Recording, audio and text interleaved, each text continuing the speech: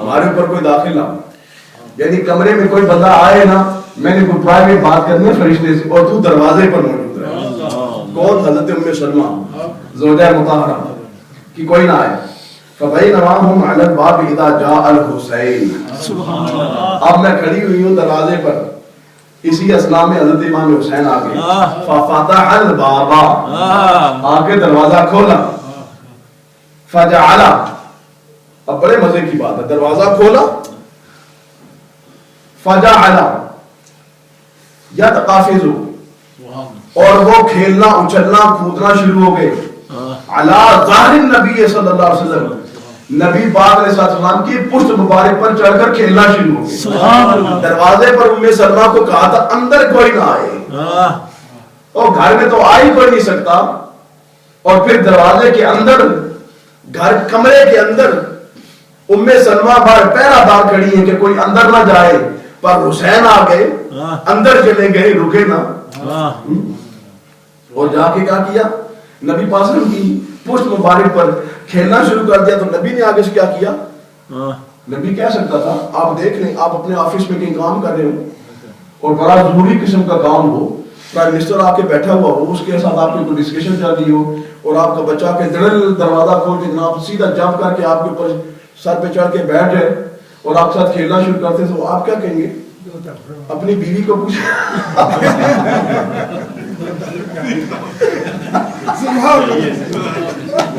حاجی صاحب نے جواب دیا, دو تھپڑ مارے. آپ اپنی بیوی سے تو فتوا تو پوچھیں گے, میں نے کہا تھا میں پرائیویٹ بات کر رہا ہوں, میں گھر میں ہی ہوتا ہوں, مہمان چلے جائیں گے تو پھر کھیل لیں گے, روکا کیوں نہیں؟ بچے کو اگر آپ چھوٹا ہونے سے پوچھنا بھی کہیں تو بیوی سے تو پوچھیں گے. لیکن حضرت ام سلمہ کہتی ہے مجھے کہا تھا اندر کوئی نہ آئے, اور امام حسین نے دروازہ کھولا اور جا کے سرکار کی یعنی پشت مبارک, مطلب آیا نا, مطلب یہ ہوگا کہ جا کے سر پہ چڑھ گئے اور کھیلنا شروع کر دیا. لیکن میں کیا دیکھتی ہوں, مجھے جو منع کر کے گئے تھے وہ کیا کریں؟ والنبی یلتمسہ یلتسمہ ویقبلہ. میں نے کیا دیکھا؟ نبی پاک علیہ السلام ان کے بوسے لے رہے, ان کو بوسے دے رہے. سبحان اللہ. اور یلتسمہ کا مطلب ہے جب باپ کوئی بندہ ناک کے ساتھ اپنے بچے کو پیار کرتا ہے, رگڑتا ہے, یہ مطلب نبی پاک علیہ السلام پوری طرح فرشتہ ادھر ہی کھڑا ہے. تو خلی کو وہ آسمانوں سے آیا ہے, تو ٹھہر جا, اس لیے کہ حسین آ گیا ہے, میرے سے بات بعد میں ہوگی. بیوی بھائی کھڑی ہے, اس کو اجازت نہیں ہے, پر یہ حسین ہے نا, یہ آ گیا. فرشتے تو ٹھہر, میں تیرے سے بعد میں بات کروں. اب فرشتے نے دیکھا ساتھ بیچی رہے ہیں, اس وقت کہہ رہے ہیں فقال له الملک, اس وقت وہ فرشتہ عرض کرتا ہے تحبه یا محمد, آپ اتنی محبت کرتے ہیں اس کے ساتھ, ہم آسمانوں سے آئے بات کرنے کے لیے, ہم پیچھے اور یہ آگے ہیں. سرکار نے فرمایا نعم, پیار کرتا ہوں, محبت کرتا ہوں. تو اس وقت وہ فرشتہ بتانے لگا اما ان امتک ستقتلہ, آپ کی امت اسے قتل کر دے گی. وَإِنْ شِئْتَ أَنْ أُرِيكَ مِنْ تُرْبَةِ الْمَكَانِ الَّذِي يُقْتَلُ فِيهَا, اگر آپ پسند کریں کہ اس مکان کو دیکھیں جس مکان میں اس کو قتل کیا جائے گا, وہ جگہ دیکھنا چاہیں, اس جگہ کی مٹی دیکھنا چاہیں جہاں پر ان کو شہید کیا جائے گا, تو میں مٹی اٹھا کر لے آؤں. اس وقت اس نے بھی اسی طرح وہ مٹی اٹھائی اور سرکار کو پیش کی. یہ حدیث میں اس مقصد کے لیے پیش کی ہے کہ ایک تو اس کے حدیث کے راوی, اس بات کے راوی حضرت مولا مصطفیٰ ہو گئے, دوسرے ام سلمہ ہو گئی, تیسری حدیث ہے اس کی راوی حضرت عائشہ صدیقہ ہیں, چوتھی حدیث ہے اس کے بھی جو راویہ ہیں حضرت عائشہ صدیقہ ہیں, اس کے بعد جو پانچویں حدیث ہے اس کے پھر ام سلمہ راوی ہیں. اس وقت اب یہ تیسری حدیث ہے, اس کے اندر بھی سرکار فرماتے ہیں جس وقت آ کے فرشتے نے بتایا کہ اس طرح آپ کا یہ بیٹا جو ہے نواسا قتل کر دیں, فبکا رسول اللہ صلی اللہ علیہ وسلم, نبی پاک میں رو پڑے. اور اس کے بعد سرکار نے حضرت ام سلمہ کو فرمایا یا ام سلمہ اذا تحولت هذه تربة دما فاعلمي ان ابني قد قتلت, جب یہ مٹی خون میں بدل جائے تو سمجھ لینا میرا حسین شہید ہے. اب یہ آپ لوگوں کو پتہ نہیں, لوگ کہتے ہیں کہ بلا کی سٹوریاں بنائی ہیں, یہ جناب تیسری صدی کا بندہ ہے طبرانی. اور اس وقت پتہ ہے آپ لوگوں کو کہ جو تھے حکمران کون لوگ تھے؟ 260 میں پیدا ہوئے اور 360 ہجری میں فوت ہوئے. 100 سال عمر پائی ہے 360 ہجری میں. یعنی کہ یہ آج کا کوئی رائٹر نہیں ہے جس نے کوئی ہمارے لیے ہماری خوشی کے لیے کتاب لکھی ہے. یہ اس وقت کتاب لکھی ہے جب اہل بیت کا نام لینے میں درے پڑتے تھے, جب لوگ مارتے تھے, قتل کر دیے جاتے تھے, بندہ ملتا ہی نہیں تھا. خود اہل بیت کو مار دیا جاتا تھا اور پیچھے کس کو رہنے دیا جاتا تھا. اس وقت یہ لکھی بات ہے. یہ سٹوری یا کہانی یا افسانے نہیں ہے. یہ دیکھیں آپ, اس وقت سرکار نے فرمایا کہ اے ام سلمہ یہ مٹی میں تمہیں دیتا ہوں, اپنے پاس رکھ لو, جب یہ مٹی خون میں بدل جائے تو سمجھ جانا میرا حسین شہید کر دیا. اور اس میں کیا سرکار نے فرمایا, اور روئے وہ. اگلی حدیث ہے, اس کے اندر اس کے راوی ہیں عبداللہ بن حنطب, وہ حضرت ام سلمہ سے روایت کرتے ہیں. وہ بھی اس حدیث میں وہو یبکی, جب بتایا گیا عیسیٰ حسین قتل کیے جائیں گے تو نبی پاک صلی اللہ علیہ وسلم روئے. اس کے بعد یہ ام سلمہ سے دوسری اگلی روایت ہے صالح بن اربد, وہ کہتے ہیں کہ یہ جو پچھلی بات گزری ہے نا, اسی کو دوسرے الفاظ میں محدث نے بیان کیا. وہ کہتے ہیں کہ قال علی رسول اللہ صلی اللہ علیہ وسلم اجلسی بالباب ولا یلجن علیک احد, میرے لیے تم دروازے پر بیٹھ جاؤ اور کسی بندے کو ہرگز, ولا یلجن ٹیوزڈے والے, ولا یلجن نون ثقیلہ ہے, ہرگز کسی بندے کو اندر نہیں آنے دینا. فقلت بالباب اذا جاء الحسین, میں دروازے پر کھڑی ہو گئی کہ حضرت امام حسین آ گئے. فذهبت اتناب له, اور میں بڑی آگے کے روکو ان کو, اس لیے کہ سرکار نے مجھے فسبقنی, میں روکنے کے لیے آگے بڑی کو چلے گئے. فدخل علی جدہ, وہ اپنے نانا جی کے پاس میرے پہنچنے سے پہلے میں روکنا چاہتی ہوں, اندر چلے گئے. فقلت یا نبی اللہ جعلنی اللہ فداک امرتنی اللہ یجعلک احد وان ابنک جاک, میں نے کوشش کی ہے کہ میں روکوں لیکن آپ کا بیٹا جو ہے وہ تو جلدی نکل کر میں پکڑ نہیں سکی. تو وہ کہتے ہیں فوجدتک تقلب بکفیک شیئا دموع ودموع کا تسیل, یہاں پر بھی رونے کی بات آ گئی. کیا کہ وہ کہتے ہیں کہ جب میں نے آپ کو دیکھا آپ اندر بیٹھے ہوئے تھے اپنے بیٹے کے ساتھ تو پیار بھی کر رہے تھے, اور ایک چیز جو ہے اس کو آپ ایسے الٹ کر رہے تھے اور آپ رو بھی رہے تھے. کیا وجہ تھی؟ اس وقت آپ نے فرمایا نعم اتانی جبریل فاخبرنی ان امتی یقتلونہ واتانی بالتربۃ التي یقتل علیہا فہی التي اقلب بکفیہ.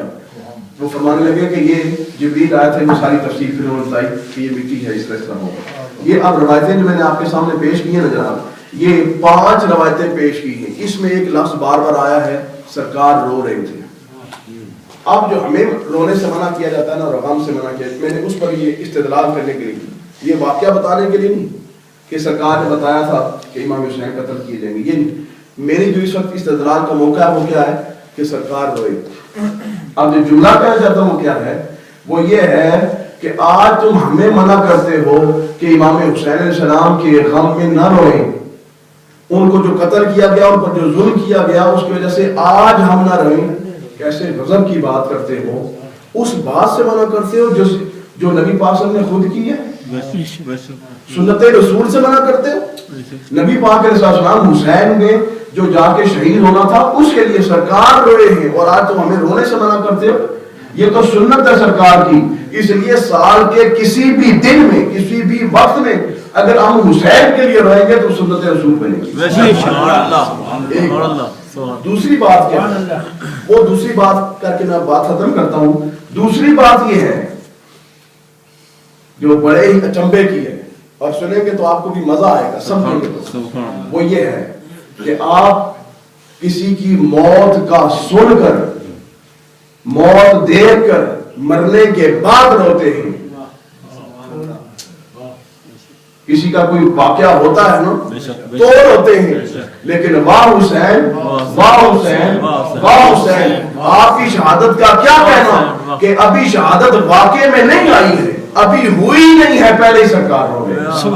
ارے جو بات ہوئی نہ ہو اس کے لیے رسول جیسا مرد, شجاعت والا, دلیر, ہمت والا, جس نے اتنے ظلم اٹھائے, اتنی تکلیفیں اٹھائی, لیکن پھر سیدھا سے پر رہے, وہ بھی حسین کا مظلومیت کی داستان سن کر وہ واقعہ ہونے سے پہلے روتے ہیں ارے دنیا میں کوئی ایسا واقعہ ہے کہ جس کے واقعہ ہونے سے پہلے کوئی رویا ہو؟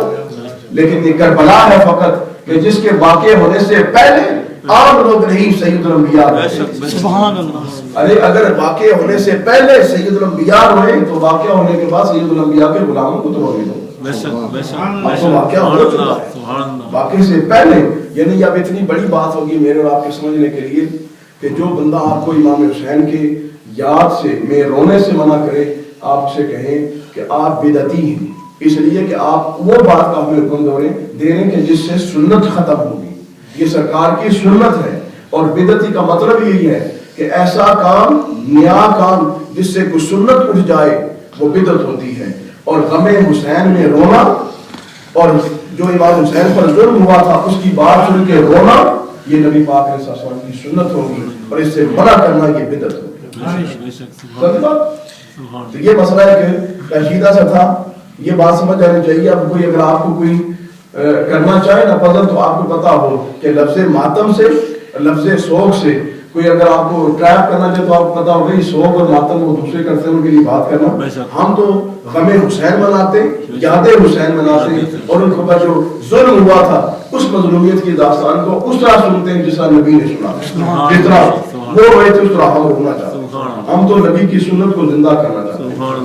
نعرہ تکبیر، نعرہ رسالت، نعرہ حیدری، نعرہ کربلا، زندہ باد. ناصر اسلام جناب قبلہ صاحب صاحب زندہ باد. ساتھی سے کچھ ایسے ساتھیوں سے یہ بھی پوچھ لیا کریں، ان سے پوچھا کریں کہ یار تمہارے سینے میں دل بھی ہے کہ نہیں؟ امام حسین کی بات سن کر اگر تمہیں رونا نہیں آتا تو تم انسان تو نہیں لگتے. انسان نہیں لگتے کہ ایک آدمی کو خراش آ جائے، ساتھ انسان بیٹھا ہو تو وہ اس کے لیے کچھ مدد کرتا ہے. ایک گاڑی دیتے ہو کہیں اگر ٹریفک کا حادثہ ہو جائے کوئی انسان ہو تو آ کے ہیلپ کرتا ہے، دیکھتا بولتا ہے کہ یار یہ بندہ اس بیچارے کا کیا حشر میں مدد کروں. تو انسان کی تو یہ عادت ہے کسی کا ظلم دیکھ کر اس کے ساتھ ہوتا ہے. کسی پہ ظلم ہو رہا ہو، کسی پہ کوئی جبر ہو رہا ہو، اس کو تکلیف پہنچے، بندہ مدد کرتا ہے کہ یار کتنی تکلیف میں مدد کروں. اس کے لیے دکھیا ہوتا ہے. اور حسین جیسے بندے کے لیے دکھیا نہ ہو سکے وہ انسان ہے. میں تو اس کو انسان بھی کہنا چاہتا ہوں. اللہ تعالیٰ مجھے اور آپ کو اہل بیت کی محبت اور کربلا کا جو غم ہے اس کو سمجھنے کی توفیق ہماری آنے والے دنوں میں انشاءاللہ ہم کربلا کی طرف بڑھ رہے ہیں، کربلا کے واقعے کی طرف بڑھ رہے ہیں. حاجی صاحب نے خارجی جڑے پیٹرول چلے